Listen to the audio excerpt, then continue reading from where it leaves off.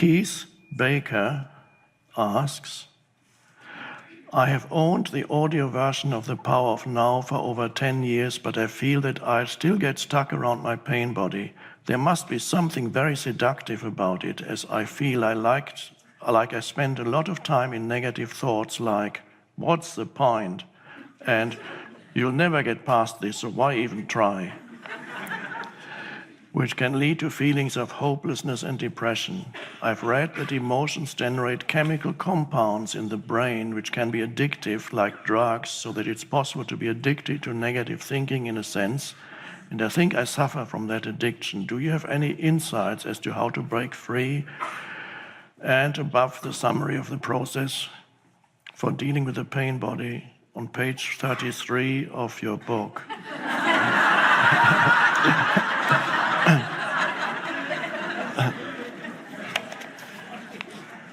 Let me just visualize my book.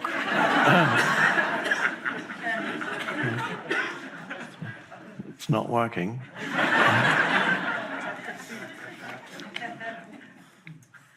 It is true that negative thinking can be very addictive.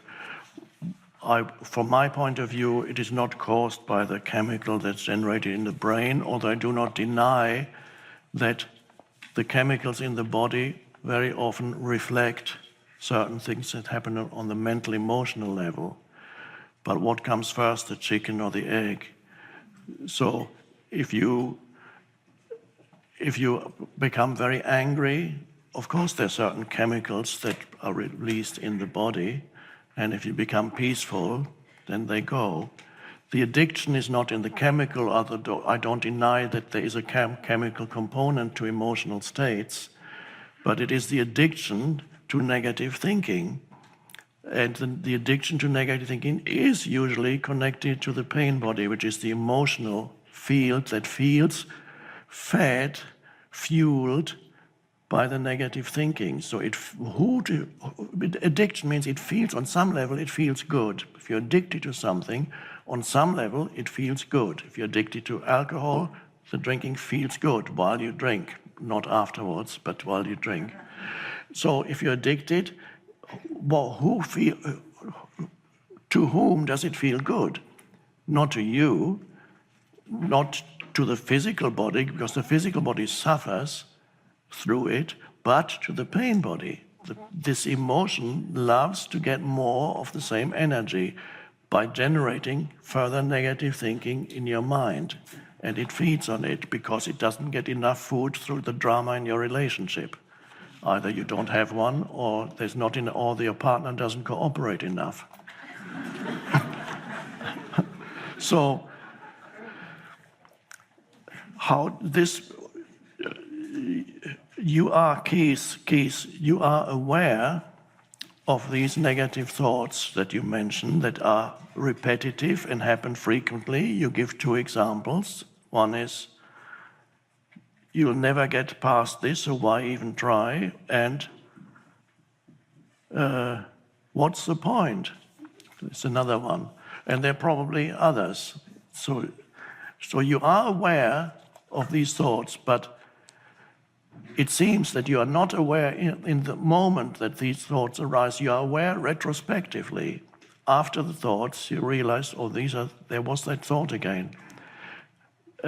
The question is whether there's enough presence in you to be aware in the moment or immediately after a thought of that kind arises, to notice it, to notice also its futility, to notice its repetitiveness, to notice its pointlessness, its untruth, to notice that you don't want it because you don't want it. When you notice it, you are the awareness, and you as the awareness don't want it. The pain body wants it. So the awareness has to come in so that you break the link between your pain body and your thought processes. That is the key, is to sever the link between your thought processes and the pain body. In order to sever the link between those, there needs to be enough awareness. presence. Only the presence can sever the link. The presence comes in, and so you no longer, the emotion is no longer controlling your thought activity. That's the key. And that's the beginning of the end of that vicious circle that otherwise will take over your life.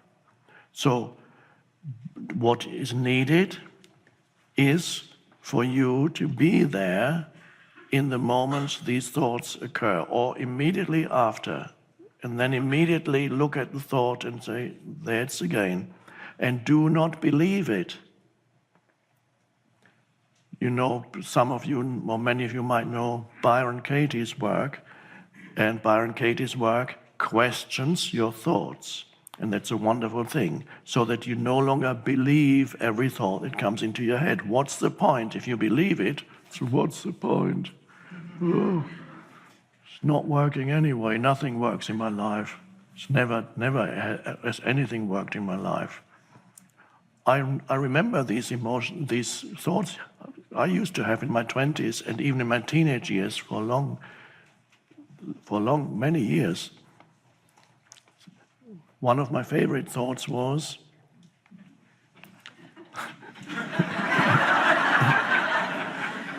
bad things always to happen to me, of course, bound to happen to me. It's always to me. Always bad things happen to me. And the strange thing is, they always did.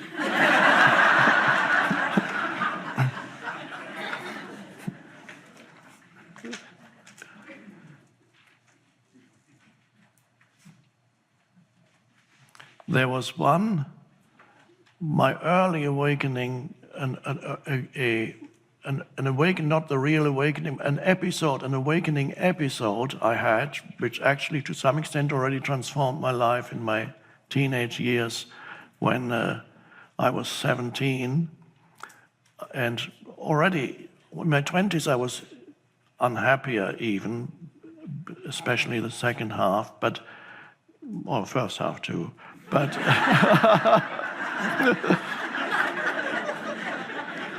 but in my teenage years, I had such thoughts like, of course, bad things always happen to you. And there was a lot of anger and resentment about life. And the first awakening came when I was living in Spain with my dad, and a woman left some books with us. She was going back to her country, German books. And she said, can I leave these with you? I'll pick them up again next year when I come back. She never came back. And so we had these books. We didn't have many books. So I started reading them. And there were books by a spiritual teacher, in Swiss German or German spiritual teacher. And for the first time I read that your thoughts have something to do with what you create in your life. And that was almost, my mouth opened in astonishment. And at the time I was teaching myself to type on a typewriter. Of course, there were no computers. So I had this old typewriter, and I used his texts. The most important parts I copied as part of my typing practice. How your thinking, you manifest through your thinking, you manifest outer reality, and how you can change outer reality through changing your thinking. Wow. And I practiced it, and it worked. My greatest desire was to leave home, and a year later, an opportunity opened up for me to go to England. And it would never have happened if I had not. I know it was the result of practicing changing my thoughts. So that was one wonderful opening. And then I was fine for a while, and then gradually I forgot about it, and for other reasons, more and more unhappiness accumulated again. But that was a temporary breakthrough, an amazing realization.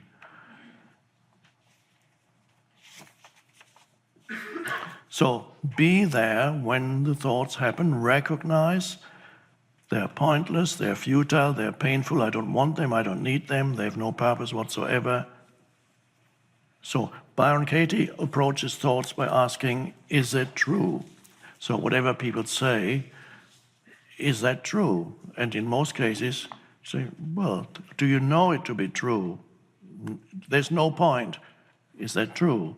Yeah, it's true. Do you really know it to be true? No, I don't know if there's no point or not. So it kind of diffuses the power of thought over you by asking the question. It's like taking the valve out of an inflatable toy by asking, do I really know? The thought is, yeah.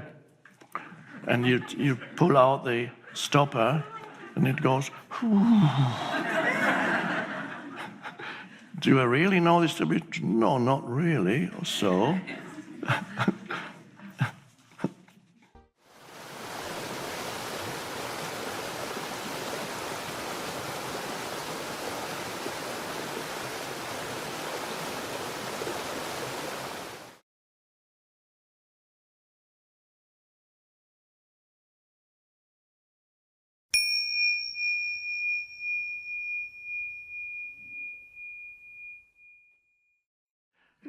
so it's the most magnificent thing if you can become aware here and now, or anywhere, it's always here and now, become aware, we can put it like this now, another little signpost, you become aware that you are aware right now.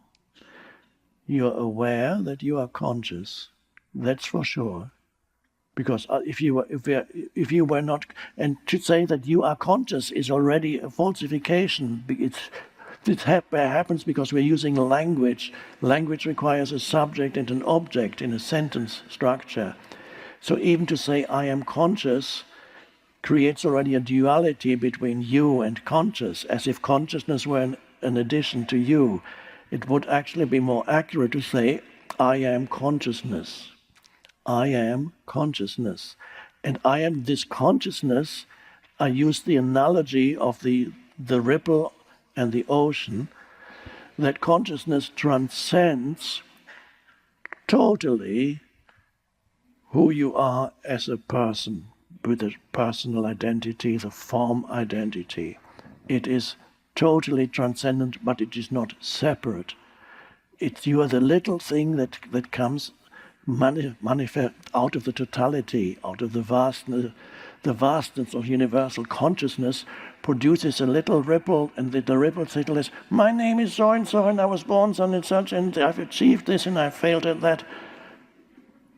But that consciousness has come out of the universal consciousness. It is an aspect of the universal consciousness that is experiencing itself as for a very short time period as a human being. A human being.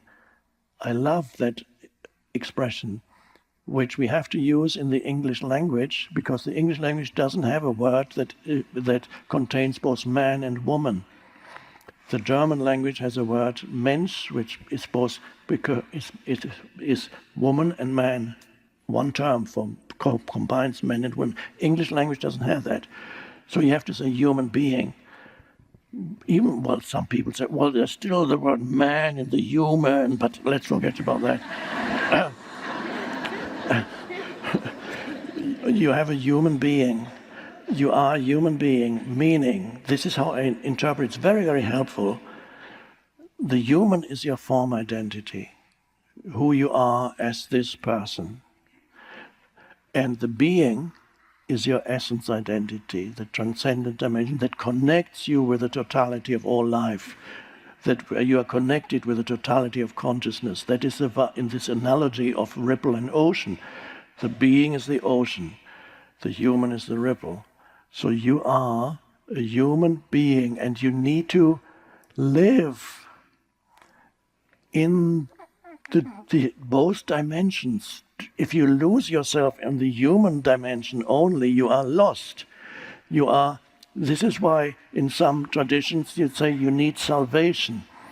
You need to become more Buddha. You need to think, come to the end of suffering, because if you live only as a human on the surface level of reality with your personal history and that unhappy story of me, you are lost. Basically, you're like a, oh, where do I go now? What do I do now? And you're always never going there, always, there it is. No, go this way. No. Here, the human and then the being. The being is consciousness itself. The being transcends the human but contains the human, like the ocean and the ripple. So you need to become, then invite the state of pure beingness or presence into your life as much as possible. And this is right now, for example, are you aware that you are conscious right now? What could be more obvious and ultimately easy to realize that this beingness is the fundamental thing about you, is you are an expression of consciousness.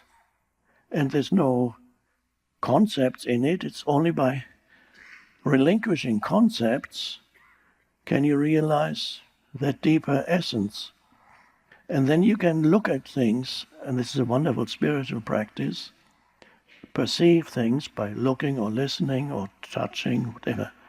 You perceive things, develop the ability to perceive things without automatically mentally labeling them. Perceive, just look at a tree and let go of the label of what it is and look at it. And when you look at it, then there's in the background, there is an awareness, or we can call that awareness stillness. That's another signpost pointing to the same place or no place. There's a stillness, but you need an certain alertness, otherwise you lose the stillness immediately to the momentum of the noisy mind. So there's an alert stillness, and in that alert stillness, you can look. I recommend first to do natural things that don't stimulate thought so much. You can look at a flower, you can look at a tree, you can look at the sky, the vastness, the spaciousness of the sky, without labeling it. Just, now what happens? And you can do it here. You're sitting here, your sense perceptions. You see me, you hear the words, and you're also aware of the totality of this room. That's the surface level of this moment, is your sense perceptions. And undoubtedly, that's already a wonderful thing if you can step out of the conceptualizing mind and become aware of sense perceptions. You could call that come to your senses. In order to come to your senses, you have to step out of the stream of thinking, because otherwise the stream of thinking will absorb your entire consciousness. So you step out of the stream of thinking. It helps to feel the inner aliveness in your body, the inner body as I call it. You've probably already practiced it or read about it in the books, to feel the aliveness that pervades the entire body, which is deeper than the physical body. There's an energy that pervades every cell of the body. And this intelligence is an aspect of the one consciousness, is the organizing principle behind all the functioning of the body. And you can sense that can provide an anchor for being present. And once you can feel the body, and you look around, you do it now as I speak about it, feel the inner body, the aliveness, and then you look around and you will be able to look, and it's a wonderful thing, you enjoy it so much. You'll be able to look around without needing to label it. If you need to label, it will be there, but not compulsively label or interpret everything. Just let it be, as the song goes. Let it be as it is. Then you come into the awareness of being. You are. And it's a beautiful way of perceiving the world when you are not mentally interpreting it. And then, that is the level of form. And then you become aware of yourself as the one who is perceiving. but not of yourself as the historical person, because if you were perceiving through the historical person, you would be labeling things mentally. No, you become aware of yourself as the underlying consciousness in which the perception happens, the light of consciousness in which the perception happens. So you're aware of two dimensions, the dimension of form and the dimension of formless consciousness, the kingdom of heaven, the dimension of spaciousness, the emptiness, the spaciousness, the essence of all life. And it's not yours, it's not anybody's, it's the one. And now, as if you're thinking in terms of, well, how does that fit in with God? You haven't mentioned God. Well, that's true. I haven't mentioned God because the term God has been misunderstood a lot over the millennia, not by everybody, but by most. God, you cannot understand God. It's just absurd to even make any statement, because it's totally, language consists of just a few sounds. Just a few sounds that are made by the vocal cords and air pressure. So you have the vowels A, E, I, O, U, A, O, U, U, and then you add a few air pressure sound. Are you expecting to understand the secret of the universe through the combination of a few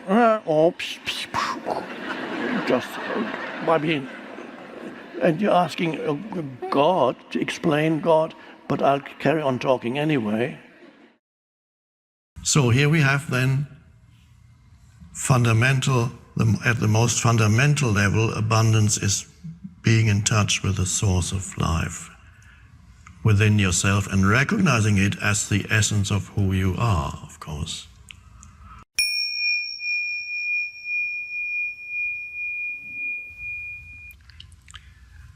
So the secret of life is to be in touch with that within yourself, and from that, we could say, state of connectedness with being, look out onto the world, and the first thing you see is abundance all around you. Because you're surrounded by millions of different life forms everywhere, unfolding continuously, unbelievable profusion of life everywhere. Whether you're out in the country, natural world, or whether you're in New York City or any city, walking along Fifth Avenue, and there too, profusion of manifestations of life. You don't even need to differentiate between natural. You can actually enjoy all manifestations of life, from the tree to the store display at Tiffany's, if you want. It's just life. You don't necessarily need to, at that stage, you don't need to have anything, because you're already enjoying all that, and that is a wonderful feeling of abundance already. But you have to be in the background, there needs to be the connectedness. So there is a certain powerful field of stillness as you walk around Fifth Avenue looking at everything. You need to have a stronger connection on Fifth Avenue than you need in the middle of the forest. But it's not that you can't be in that place on Fifth Avenue, you can. So if you're walking out in the middle of a big city, of course you get all kinds of, your attention is pulled this way and that. And the staying rooted in that field so that you're not dependent on your environment to feel peaceful. If you're dependent on your environment to feel peaceful, then, I can't be peaceful here. I need to go somewhere else. Yes, I'm often mentioned, of course, that nature is helpful. It is wonderful to go out to nature. But if you are dependent on nature to become still and peaceful, then your life becomes restricted. And there is a lack of depth still. You're dependent on a certain environment. Fine, you love nature, that's beautiful. You love being in nature, that's wonderful, but you are then dependent on that, and you cannot take that state of aliveness into the city. So it requires greater depth and intensity, alertness, so that you can enjoy the aliveness everywhere, wherever you are.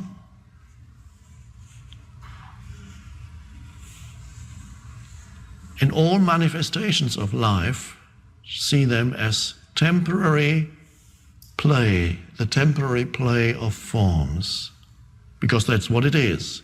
There's nothing permanent here, nothing permanent.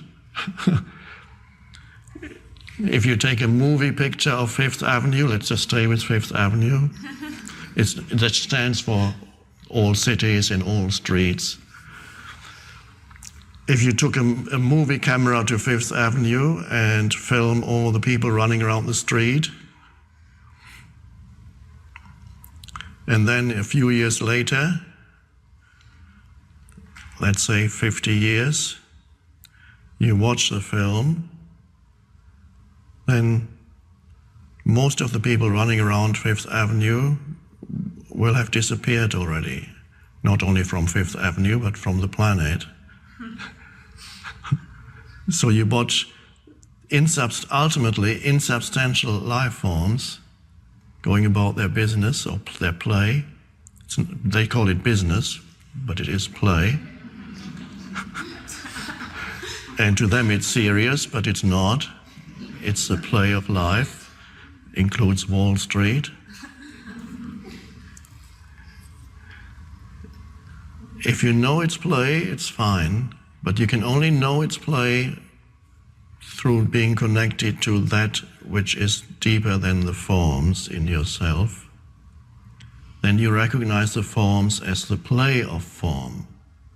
But if you're not connected with the depths of being in yourself, you don't recognize the movement of form as the play of forms, because to you then, that's all there is. And then there comes a neediness. I need these forms to make me happy. And there comes a concern and seriousness about forms, because that's all you seem to have. So you get unduly anxious about the forms of life. And everything is very serious.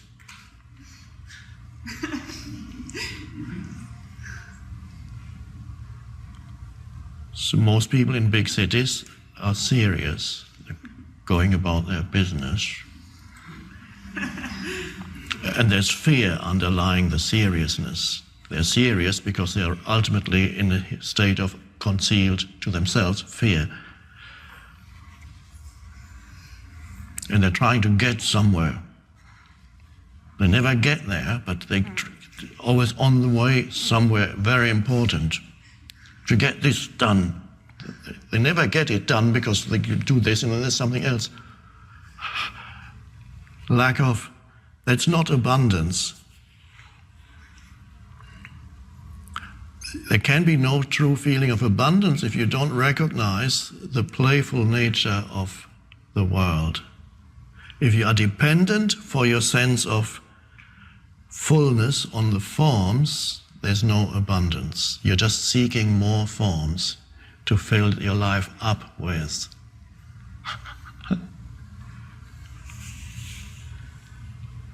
So here we have then at the most fundamental level, abundance is being in touch with the source of life within yourself and recognizing it as the essence of who you are, of course. And then look around and experience the sensory world.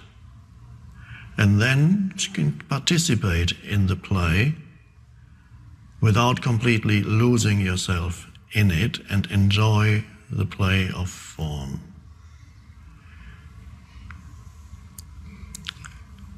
And then you experience, as you do that, you experience another level of abundance, that is the abundance of experiences, of experiencing life in various ways. Through where you go, what you do, relationships, sensory experience even, and even there you don't get lost in it, you can even enjoy food. Tastes good. Without the addictive enjoyment that is very different, that goes,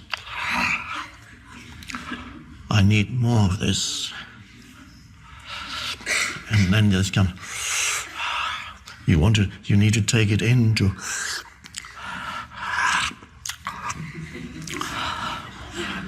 more. Drink. Another one.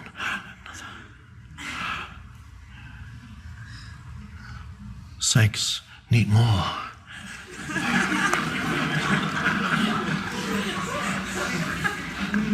And it draws you out of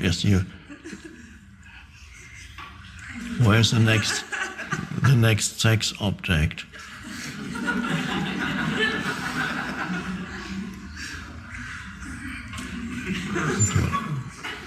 And of course it draws you out there.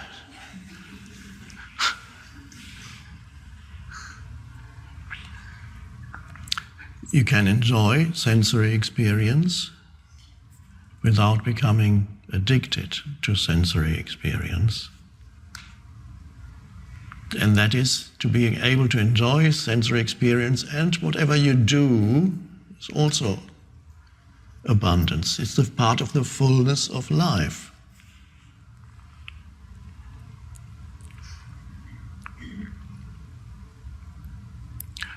And then it's possible that also things come into your life. And then you can enjoy things also for what they are, without getting worked up about owning them or fear of loss. Enjoy something beautiful, why not? But not obsessively accumulating one thing after another pointlessly, but to honor the world of things also is part of being here.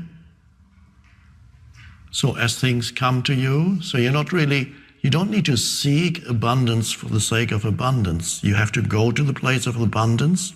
From there, different levels of abundance manifest in your life. They may include the outermost level, things coming to you. So the mental projection towards future creates the stresses between where I'm here, but I want to be there. And for many humans, that is their predominant state.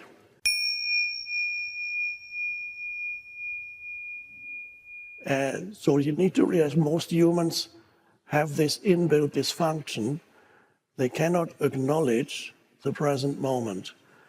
Unconsciously, they regard the next moment, whether it's a minute from now, or an hour from now, or 2 years from now, always regard it as more important. Whenever you are impatient, trying to get somewhere, waiting for something impatiently, what's the next thing I have to do? And now I have to do that. And you're pulled in all kinds of directions. What's now? Oh, now I have to do that and that and that. And there's always the pull towards the next thing. That is, I call that sometimes, you lose yourself in doing. Doing is necessary, obviously, you need to do, but to lose yourself in continuous doing is a serious dysfunction, but it's so normal that nobody realizes it. So what if you lose yourself in the doing, there's always another, and this is how stress arises. Stress is the gap, in the gap between now and later, the projected then, now and then, in that gap arises, the stress arises. So the mental projection towards future creates the stresses between where I'm here, but I want to be there. And for many humans, that is their predominant state. They are here, but they really want to be there, either there in space or time. It's amazing, and even you, awakening beings, may still, sometimes or often, find yourself in that state where you suddenly realize that the whole day you've been stressed about this, that, and that, and that. The world makes so many demands upon you. You need to deal with this and this and this, amplified by the gadgets that we now use. This is an amplification of the dysfunction through this. And you lose yourself in the doing. You become completely uncentered and basically lost. There are many, it happens even to children already at an early age these days.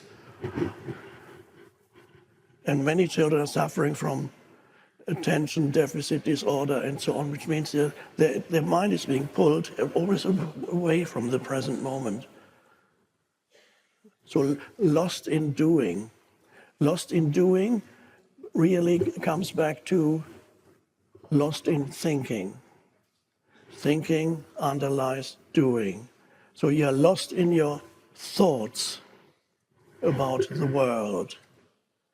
And then you engage in all kinds of activities propelled by thought that now I need to do this, now I need to do that.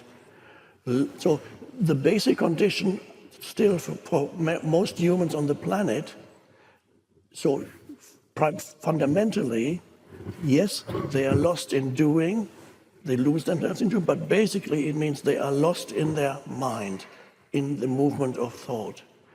What now? You identify then, they identify with every thought that arises, and many thoughts are about future or the past. Not that many thoughts are about the present moment. And if they are about the present moment, then it is an interpretation of the present moment that is completely determined and colored by your past conditioning. So, very interesting to observe in oneself this tendency to deny, devalue, disregard, reduce the present moment to a means to an end. It's always a means to an end, but it's never recognized for what it is in itself. And often it is not, it is more than a means to an end. For many humans, this is a very dysfunctional way of being. For many humans, the present moment is actually regarded unconsciously as an obstacle that they need to get beyond. There's a continuous underlying unease.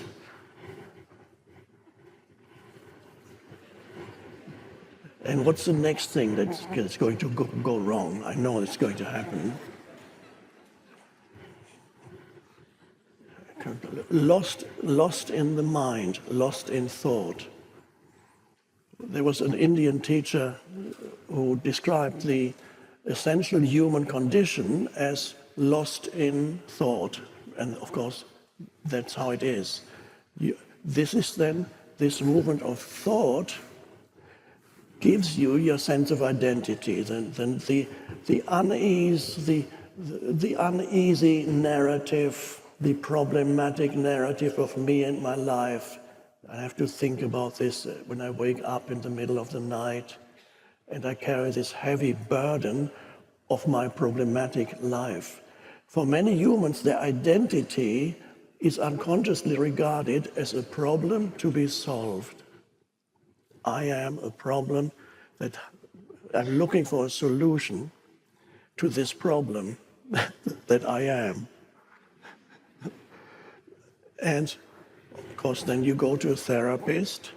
Now, if the therapist is good, he might be able to take you beyond that. Depends. If he or she is not good, then you get more deeply entrenched, and 15 years later you are still undergoing psychoanalysis and find ever deeper layers of complexity in your past, and there's no end to it. So the present moment is devalued, not recognized, regarded either as a means to an end or an obstacle. That is, for many humans, that is their predominant state of mental, emotional state. And as I said, their identity is derived from that. So it's the error lies in identification with thought. Now, the question arises, who or what is it that identifies with thought? If I am not the story that I tell myself about who I am, if I am not ultimately that, then who or what am I? And what is it in me that identifies with the story? What is it that creates this sense of identity that exists mostly in a state of unease, or very often discontent, because it cannot acknowledge the present moment. That is the ego, by the way. That's what we call it, the egoic sense of self. There's a very simple spiritual practice to get you to the realization of who or what it is that identifies. I suggest at this moment that observe yourself internally right now to see if there's any lingering emotion in you, perhaps from earlier today, or an hour ago, or yesterday, or the past 2 years, or the past 10 years. Is there any, and can you feel, for example, is there an irritation somewhere? Is there some kind of anxiety? Is there kind of heaviness, a certain heavy mood, a despondent mood, perhaps? Is it lingering there? Is there anger, big thing, some residue of anger from what happened earlier? Is that in you? And then normally humans would say, I am angry. Or they would say, I am anxious, I'm fearful, I am in a bad mood. Now, there's already a delusion when the moment you say, I am angry, or I am anxious, that indicates already that you have identified with the emotion of anger, or the emotion of sadness, or the emotion of fear. You have identified, you equate I with what arises in your field of consciousness. So you say, I'm angry. It would be more correct to say, there is anger in me right now.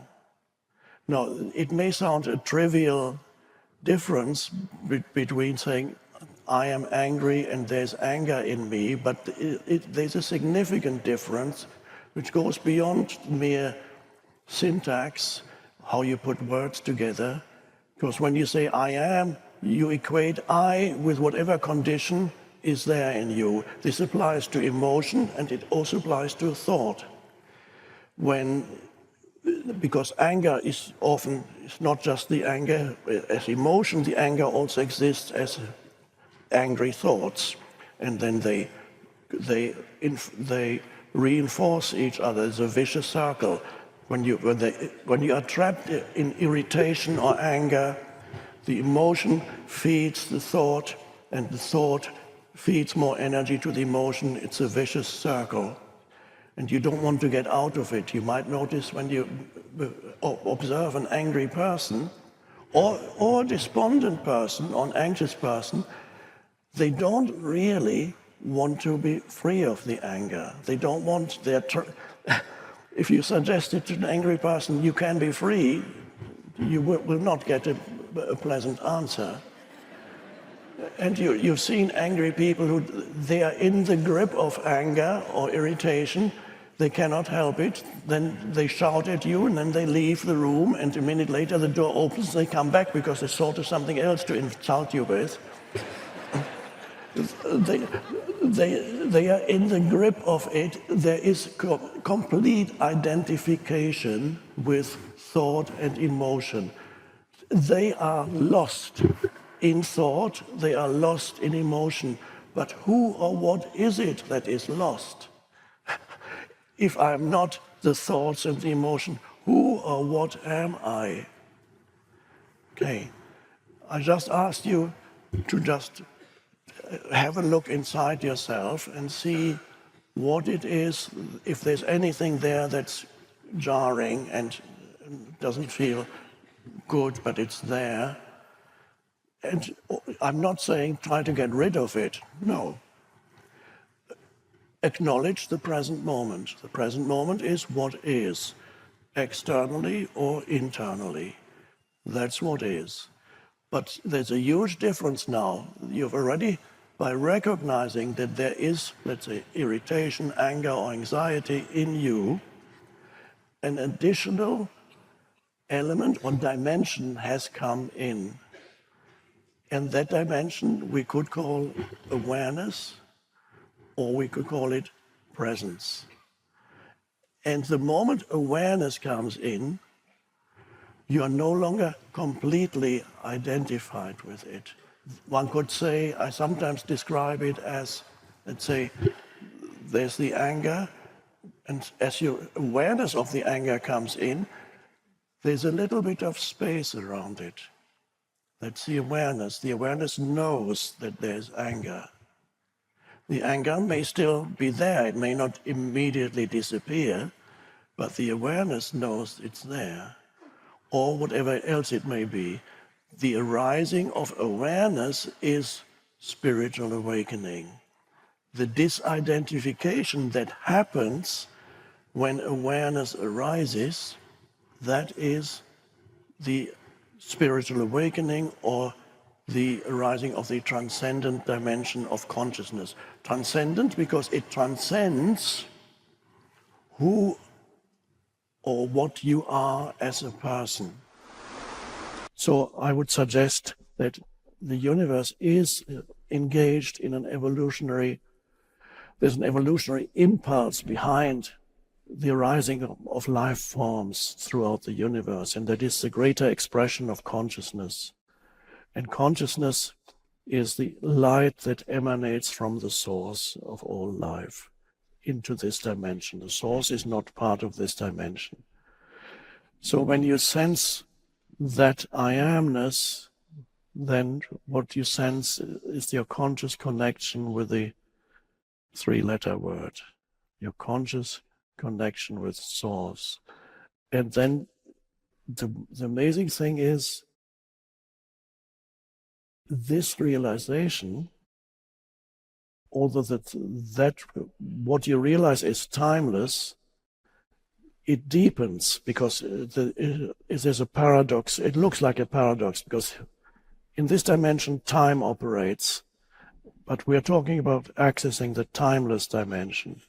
But in this dimension, it is gradually here, your realization of the timeless dimension deepens. And then you can sense its power. That there is an underlying vast power that behind it all, not egoic power. It's the power of life itself. And you can sense that it is the Tao, as the ancient Chinese called it, the Tao that underlies it. You can sense it within yourself as yourself. And it is within and without, both. There's ultimately no difference. This is the Tao. This is what ancient cultures, no matter where you look on the planet, all ancient European cultures and all tribal cultures, South America, Asia, Australia, they all had a deep sense of the universe had embodied a presence, and everything in the universe is more than what you perceive with your senses. It embodies a presence. There's a soul in the universe. In antiquity, the ancients in Latin called it anima mundi, the soul of the world. In other words, there is an underlying, we could say, vast intelligence that gives rise to the billions of life forms that are gradually evolving. And this vast intelligence is beyond, it's transcendent to this physical realm, but it gives life to this physical realm. And that is what all ancient cultures could sense that still.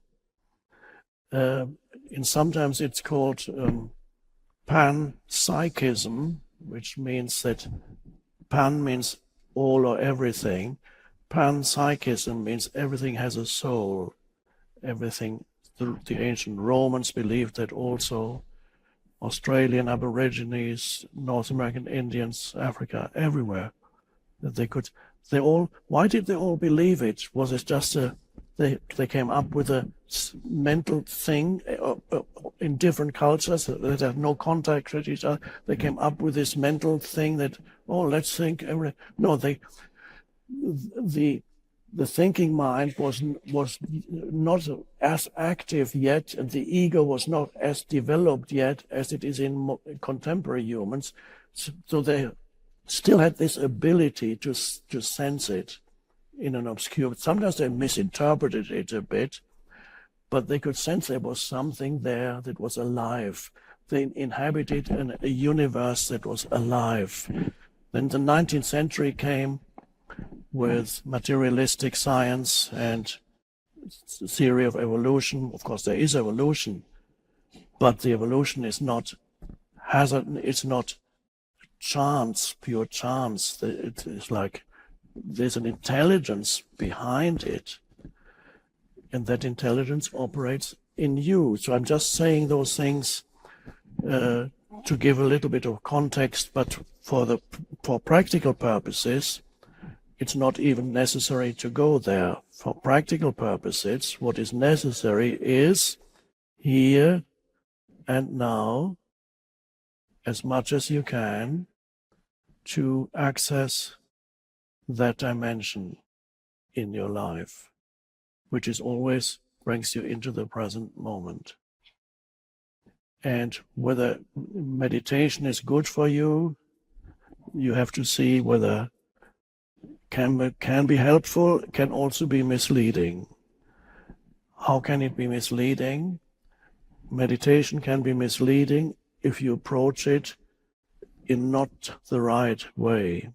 Now, what does that mean? You do not approach meditation in the right way if you regard the practice of meditation is something that you do. It becomes a doing. You can even put it in your calendar. You do appointment, lunch appointment, meeting at such a time, catching the train at such and such a time. 9:30 meditation.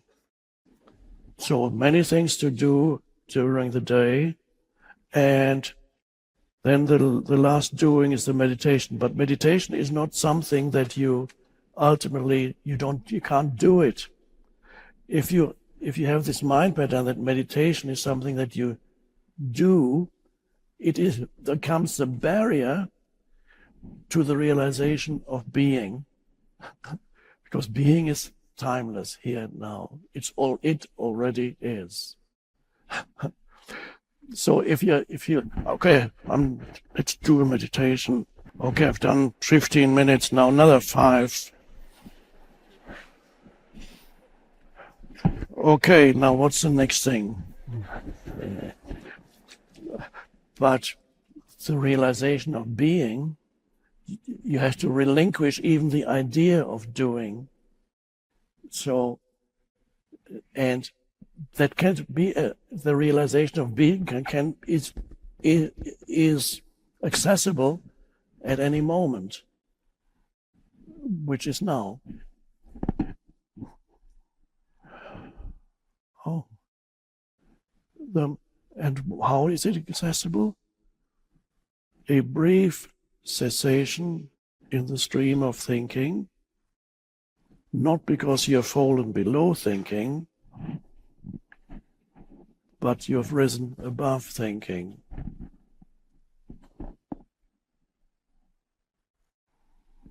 There's that space again.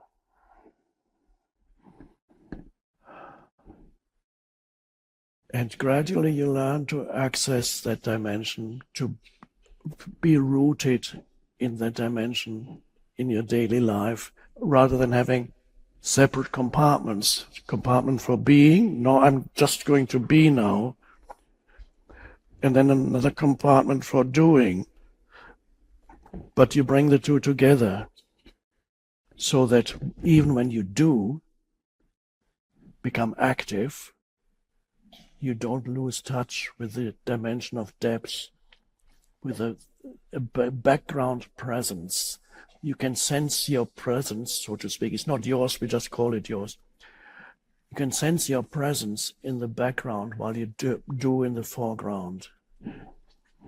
And you talk to somebody, and you listen, you ask a question, the person answers, and while you listen to the other person, you can sense the presence. You don't necessarily have to prepare the next thing to say. You can just be present.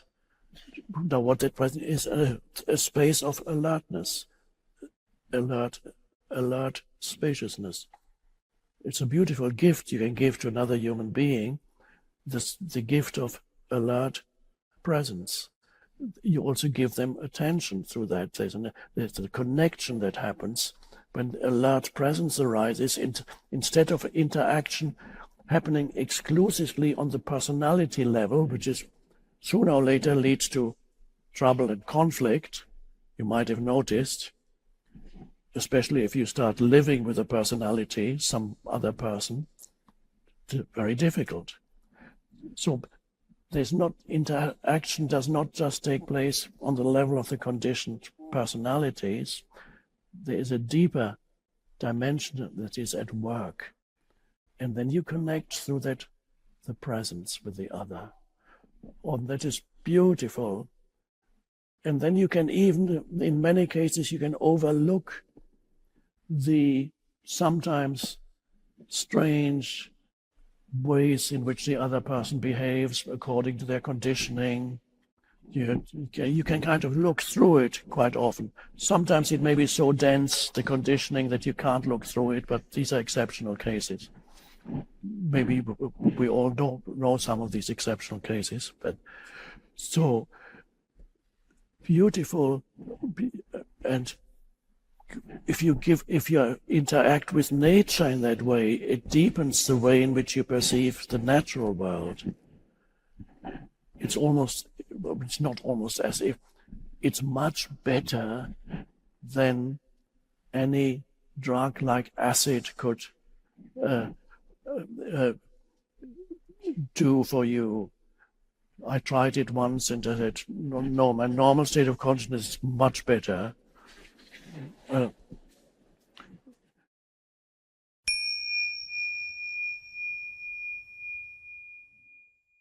This was already the philosopher, one of the last philosophers of antiquity, Epictetus, already. The main thing his main teaching is,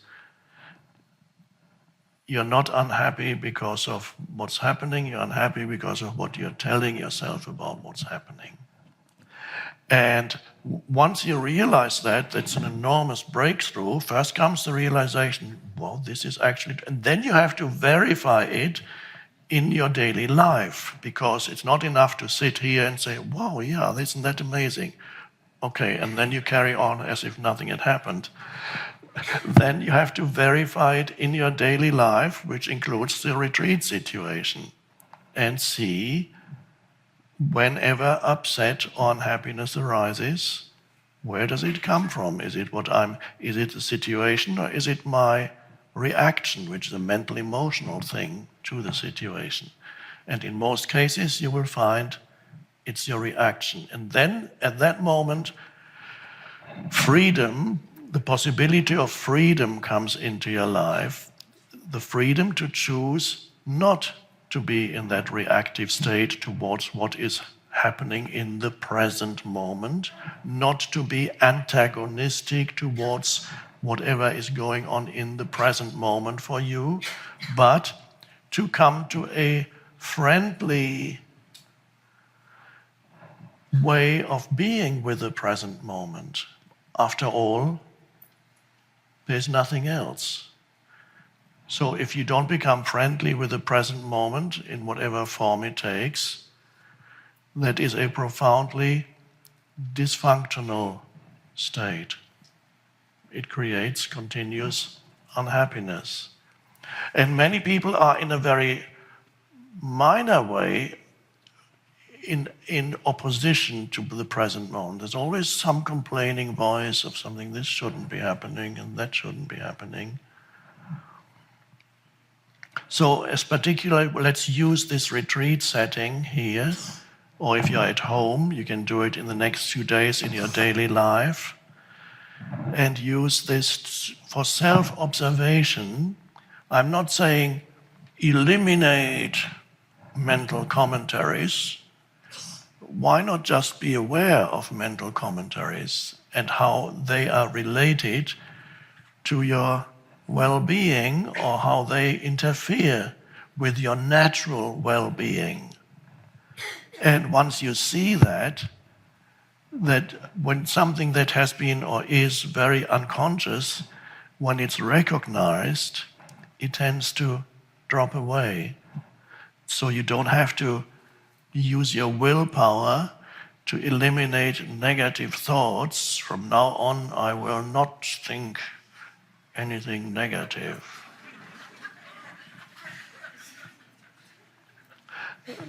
But just be alert, so that you know what's going on inside you. So observe the ways in which your mind complains, for example.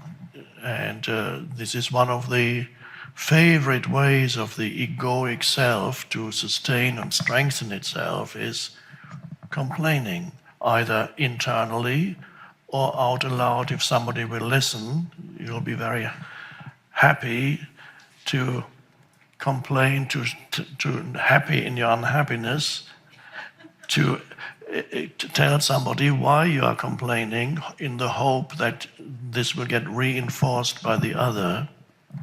It works beautifully on the internet too. So much so that a new species is arising through the internet, which are the perpetually aggrieved. They are just looking out for the next thing to be upset about and angry about. And the ego loves that. Offended. That's a big thing. It's a very fashionable thing, it seems, these days, to be offended. Even at universities, students are practicing it and they're getting very good at it.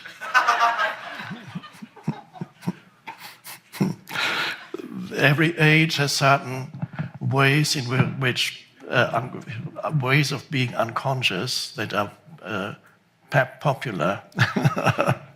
And this is one of them these days. So here you observe your mind, and once you realize how unhappiness arises more through the mind than through the situation, you have a choice of, okay, and you can ask yourself, what would this situation be like if I did not judge it? And then you experience, okay, for a moment then, you're facing a situation without imposing the judgment on it mentally. And suddenly you experience a moment of opening, a spaciousness, where it's neither good nor bad. You're not saying, this is good, because the positive thinking has its place, but this is not about positive thinking. Let's say you're caught in the middle of the rain and get totally drenched. Now, you don't need to say, this is so good, unless you are really enjoying it, which is possible. But you just refrain from labeling it. It is. And when you do not judge a situation, then it doesn't mean you no longer do anything about it. You don't, okay, I'm not judging getting drenched, therefore I'm staying here and not removing myself from the rain. I've become paralyzed because I'm not judging it.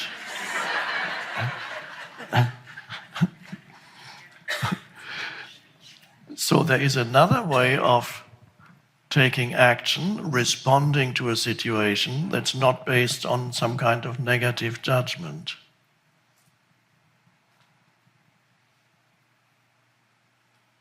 And another thing that this guy, Epictetus, said, the philosopher, I don't know, I'm not good at quotes, but something like, true wisdom is learning to wish that all things should happen as they do. So I think I got that right. True wisdom is learning to wish that all things should happen as they do. That does not condemn you to inactivity. That's a misconception and a misunderstanding of what that means. It does also not mean that all the things that are happening when people inflict suffering on other humans, that suddenly you say that's a good thing. No. Primarily, it should be practiced with reference to your life, your interaction with people and things and life situations. That's the primary practice. And so it means no longer being in opposition to the present moment, the unfolding of the present moment, not to internally oppose it. That changes everything. That changes your entire, the way you are. That changes you. That removes the ego, the entrenched illusory identity that loves that opposition. It sustains itself through boundaries, through condemning the other. It loves the otherness of others and emphasizes the otherness of others. So that's a practice for us here, especially on this retreat, so that we observe our own mind and reach the place of freedom. And if you're not part of our retreat, you're listening and watching this from somewhere else, tomorrow you can practice it tomorrow when you're lining up at the supermarket, or you're stuck in a traffic jam and you think it's bad, or you're going somewhere at the airport and the flight is cancelled, or even worse, they overbooked and you booked but you can't get on, they don't have a seat for you. And then to notice that you actually can face these situations without the judgment and be totally free internally. That gives you enormous power, not egoic power. The destiny of human consciousness is to pass through the thinking stage, which we've been trapped in for several thousands of years, to move through the thinking stage, not to abandon it completely, but to transcend it, so that we are no longer trapped in the thinking stage, so that we no longer derive our sense of identity from the thinking stage, where thinking can become a beautiful tool without becoming the foundation for who we think we are. So we rise above thinking, and that is our destiny, as each of us is an expression of universal consciousness, and in particular an expression of human consciousness.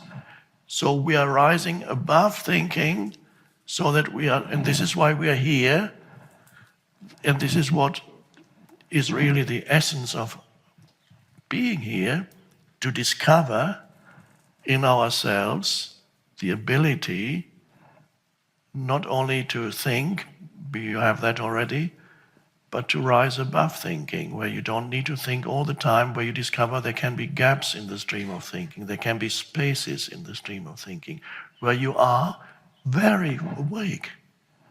Nothing to do with a sleep state where you go, you are alert, you're bright, you kind of light up. And that is, so you discover the ability to have these moments of no thought. So if you discover within yourself that a lot of the time you're in a state of lack, of insufficiency, of not enough, and you feel that the answer to, the remedy is to be active in this world and achieve and do as much as possible, then you'll probably find that ultimately that is not the answer to your state of lack.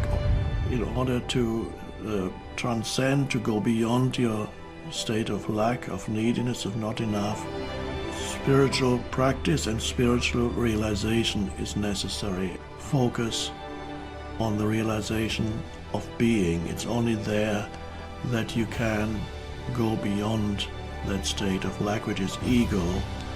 Go within and discover who or what you are beyond the person. And so anything that you do, let's stick with spiritual teacher, because some of you, I know some of you are already spiritual teachers in whatever capacity. Perhaps you're a therapist, perhaps you're working with people in some capacity, and many others of you are destined to become spiritual teachers. It's either directly or indirectly, either formally or non-formally. Of course you're destined, because the world desperately needs awakening and awakened humans. And so a danger, no matter where you are, but right now we're just talking about becoming a spiritual teacher or being a spiritual teacher in whatever way. Anything that becomes a conceptual sense of self means the ego is coming in through the back door. And so, is it not true then that at this moment I am a spiritual teacher? Yes, but only in the sense that it's a function. And while this function is happening right here and now, I could say, I'm a spiritual teacher. But when I walk off this stage and out the door, if I then carried a mental image of myself as a great spiritual teacher, I would be walking like that. And of course, everybody else would be inferior in my mind. And without knowing it, I would be walking around with a huge ego. And sooner or later, the ego would contaminate or obstruct my ability to teach. It could contaminate the teaching with egoic falsehood, or it could completely block the intuitive teaching that happens when you, which means the ego, when you get out of the way.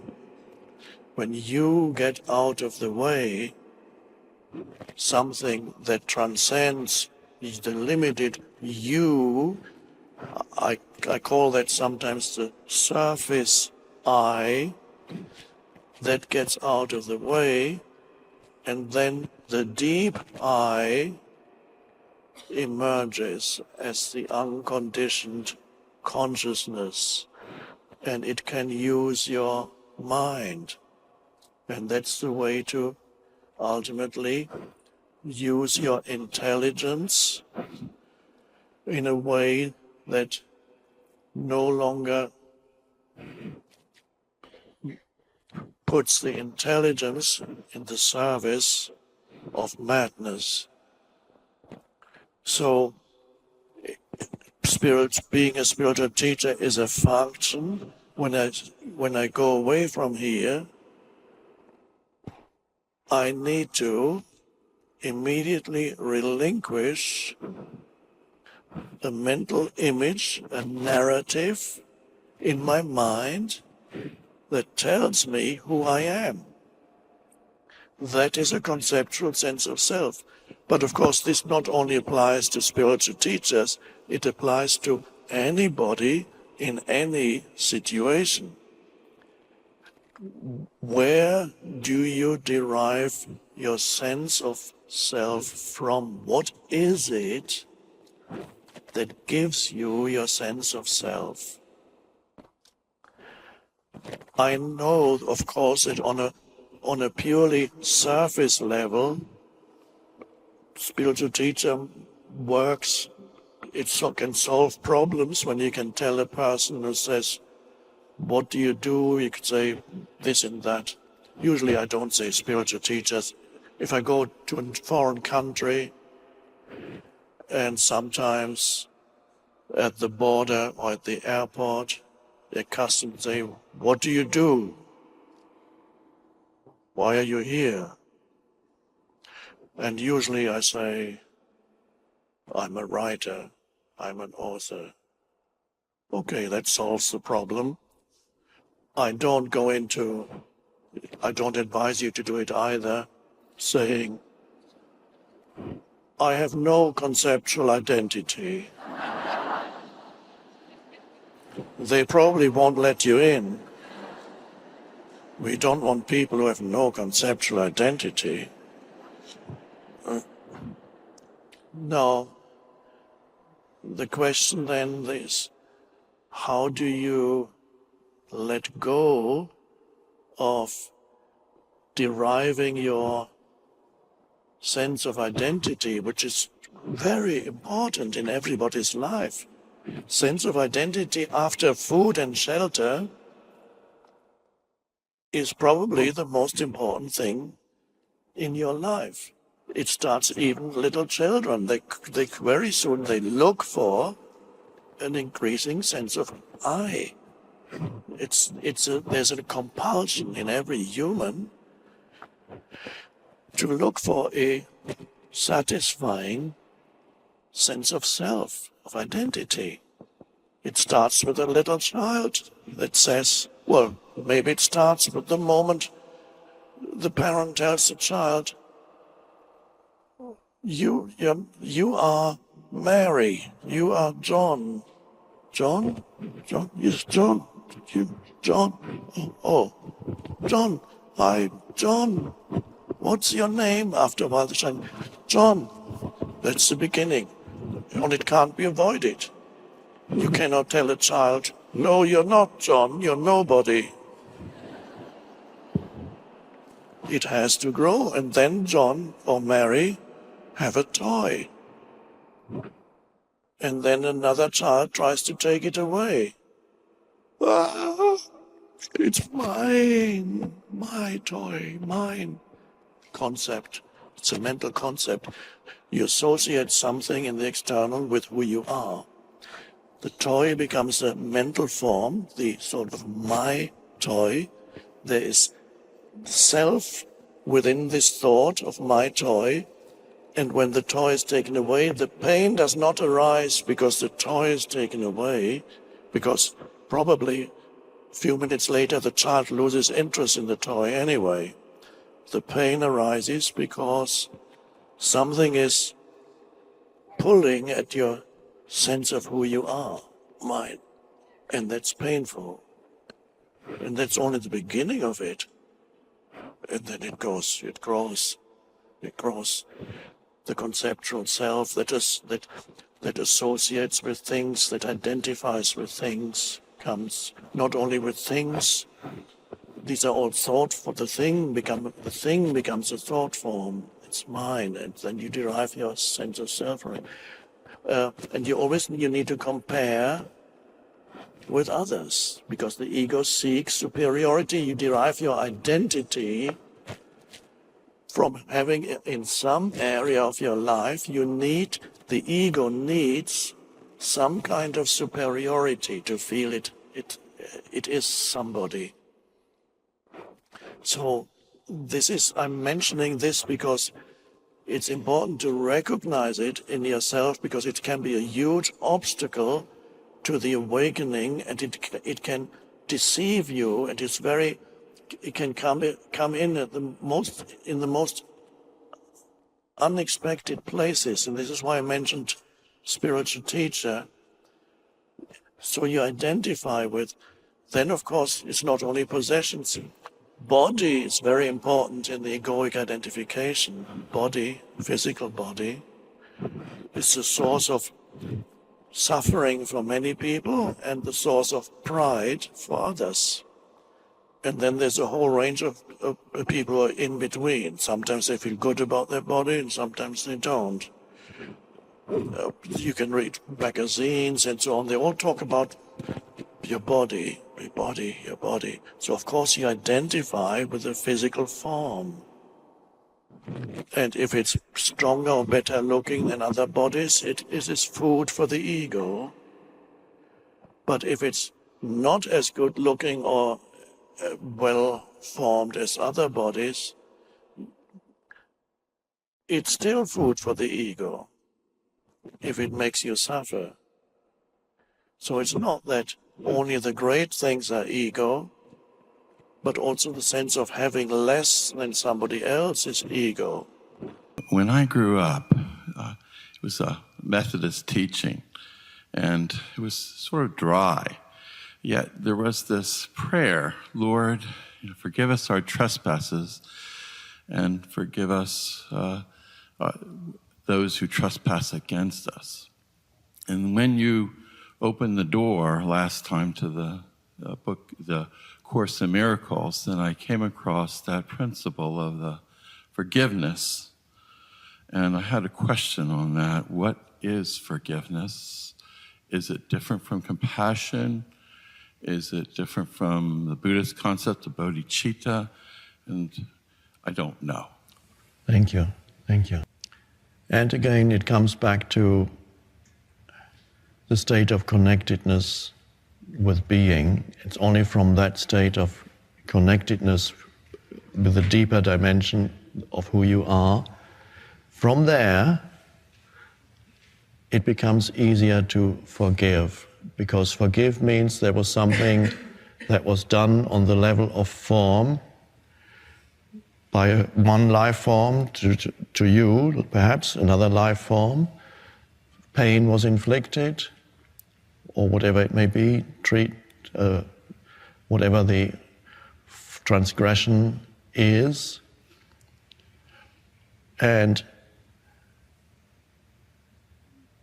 it's only from there that you can see the relative nature of what was done, because you are in touch with a space within you that was never hurt by that.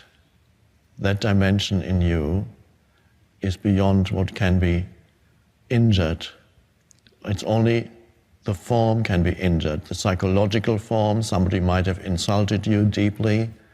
The psychological form of who you are can feel pain, or the physical form of who you are can feel pain. And somebody inflicted that out of unconsciousness.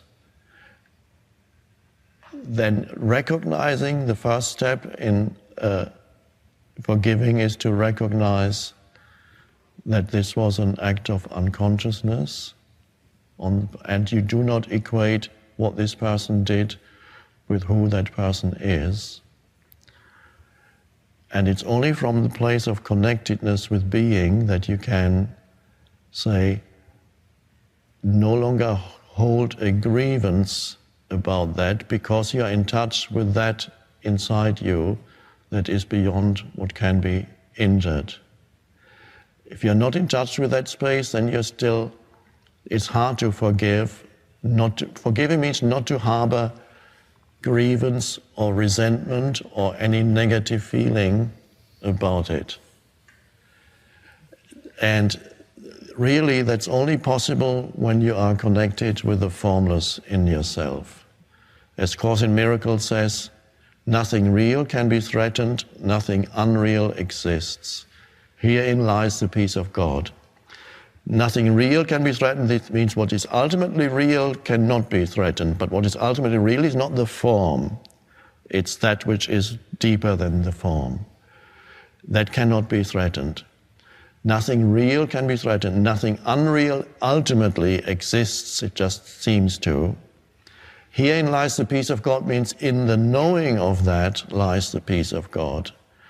But it needs to be not conceptual knowing, but a knowing on the level of the depth of your being.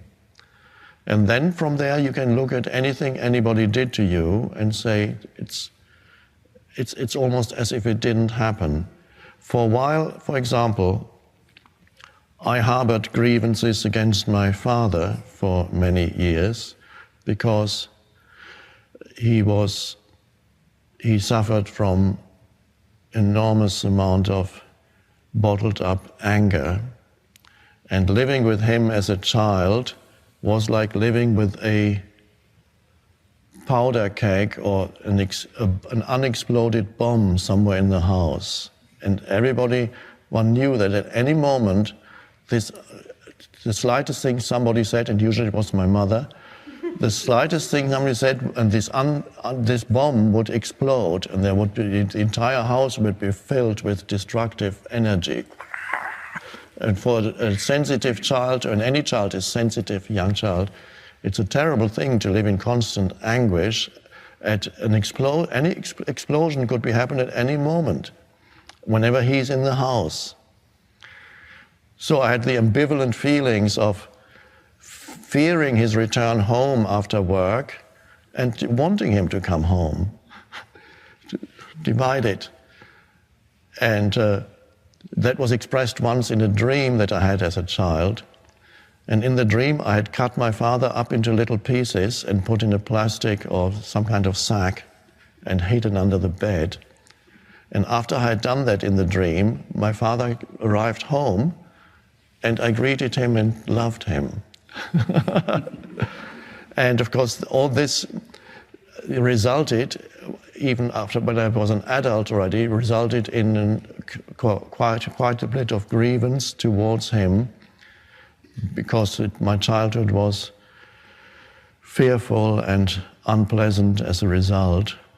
And it was only when a transformation happened inside me, and there was suddenly that deep inner peace, that I realized he did what he did according to the way in which life had conditioned him. When he was a child, he had an enormous amount of resentment against his family because and of course the story can go on many generations. He was the 7th child.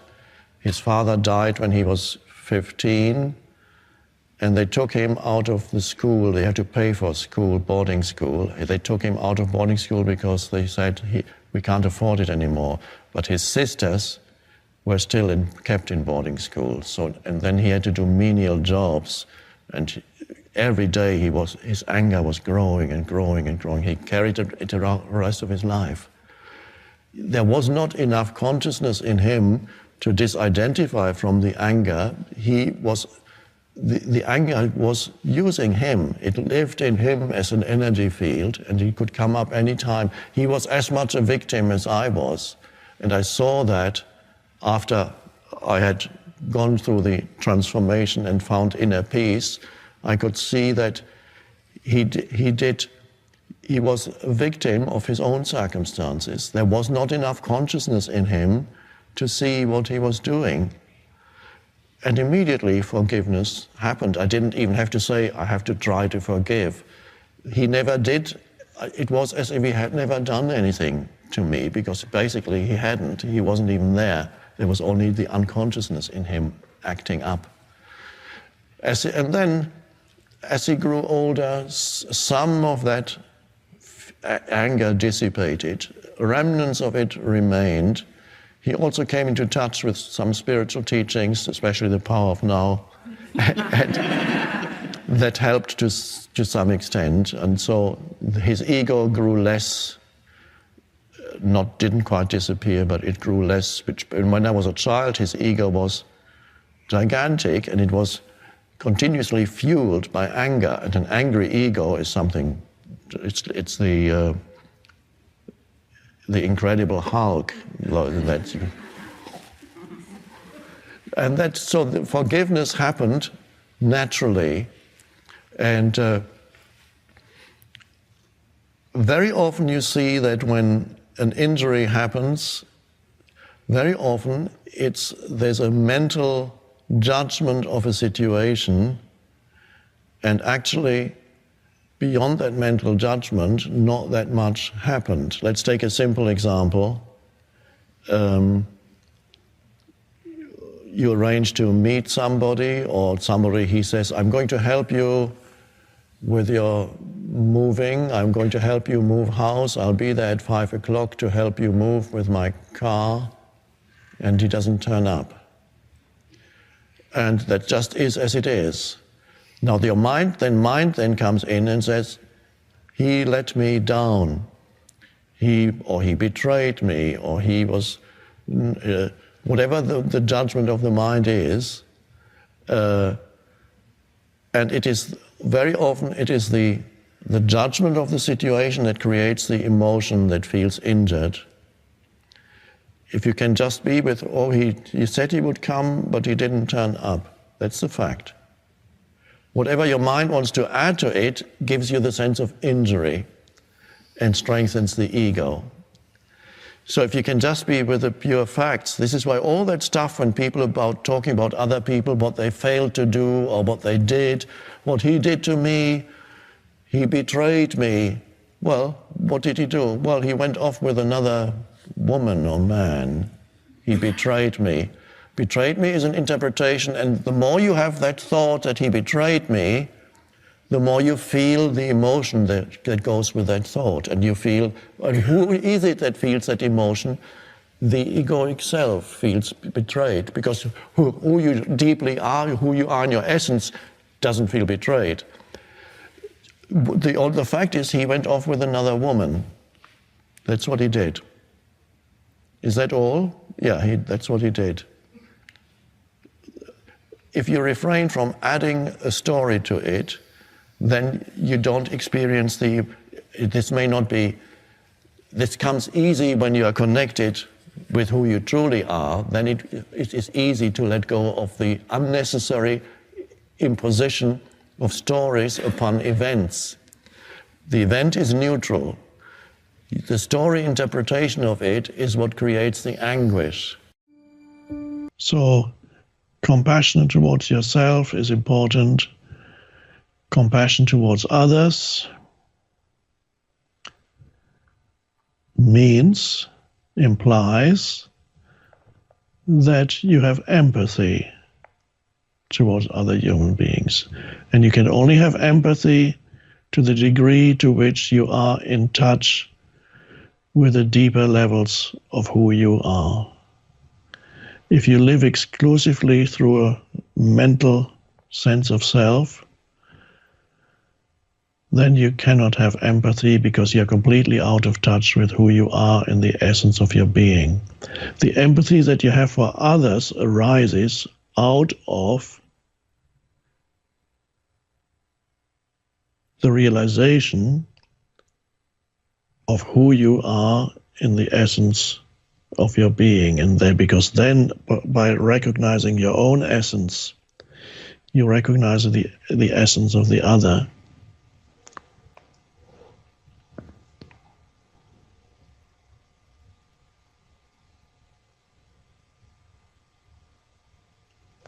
But I wrote I believe in The Power of Now, that there are two aspects to compassion. One is you observe and you recognize by this perhaps the suffering of another human being or another life form. You can almost feel it yourself. And you may want to do something about it. That is often part of it. Compassion is the sensing, and it may lead to action if action is possible or wise, or if you're able to do it. That's one aspect. The other aspect of compassion is not normally talked about, and that is to sense the essence of the other person underneath their suffering. Can only do that because you can sense your own essence. By doing that, by sensing the essence of the other through your own, and recognize that there's something in the other that is you, that is ultimately that's consciousness. So you recognize the consciousness, not the conditioned consciousness, but the unconditioned consciousness in the other, then you connect with the other at a very deep level. And by doing that, that is a level of perfection beyond form. Then you recognize there is a dimension, a transcendent dimension in this human being that may be in suffering. There is a transcendent dimension of that human being that is beyond the suffering. But that human being may not know that. But you recognize it in the other. Then you still feel the suffering also of the other, but you don't lose yourself in the suffering of the other.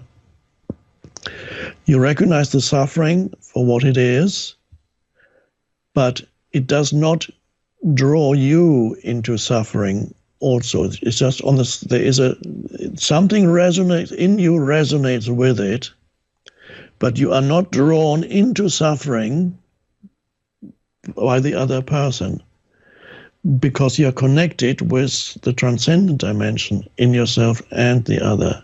But now you can truly, because if you are suffering too, you cannot be really of real help. You can truly help the other if help is possible. That if you are connected to the transcendent level at the same time. There are people who are very empathetic towards others, and some of those people are called upon to become professional helpers.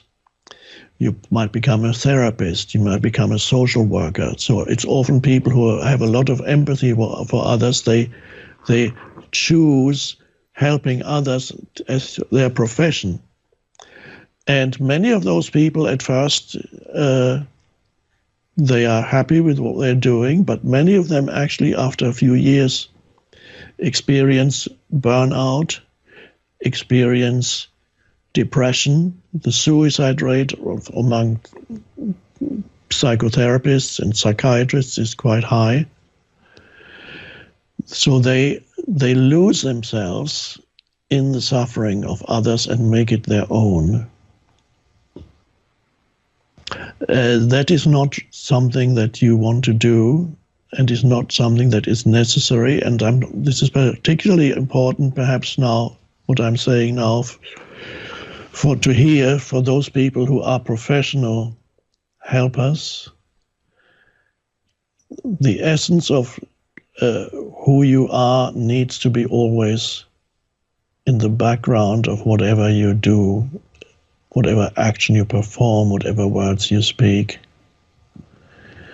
You need to stay connected with that deeper essence so that there is a peace and a fullness, the fullness of life, as Jesus called it, that you can sense that core of yourself as consciousness. You are consciousness.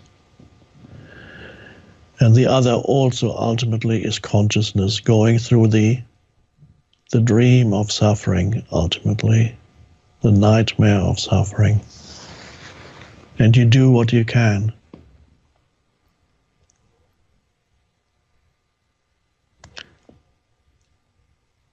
So stay connected to the stillness within yourself when you help others. Feel the stillness, the alert stillness, and then do what you have to do. I'll say a little bit more about compassion. Compassion needs also to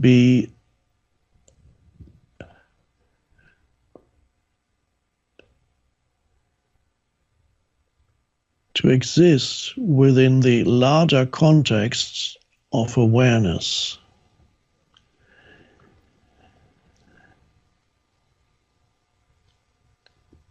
Compassion is a wonderful thing. It is a sign that you, as a human being, have already evolved beyond complete identification with form. So it's a wonderful thing. Nevertheless, the application of compassion, when it becomes action, requires awareness. An example, one could give many examples. You may see a homeless person in the street. Now, you sense perhaps the suffering of that person, and you want to, out of that compassion that you feel, you may feel called upon to help in one way or another. You can buy a sandwich for that person and give it to the person. You can give money. It's also possible that you might look and say, oh, I actually have a spare guest room in my house. And so you invite the homeless person into your home because there's a strong desire in you to help. But the question is there wisdom with it also? Let's say you invite this person to your house, and wanting to help, which is a wonderful thing, and perhaps it works beautifully. Perhaps it gives this person a new start in life. Or it could be that this person that you've invited into your house rapes your daughter, steals from you, inflicts violence on other members of the family, and then leaves. So you have exercised compassionate action without wisdom.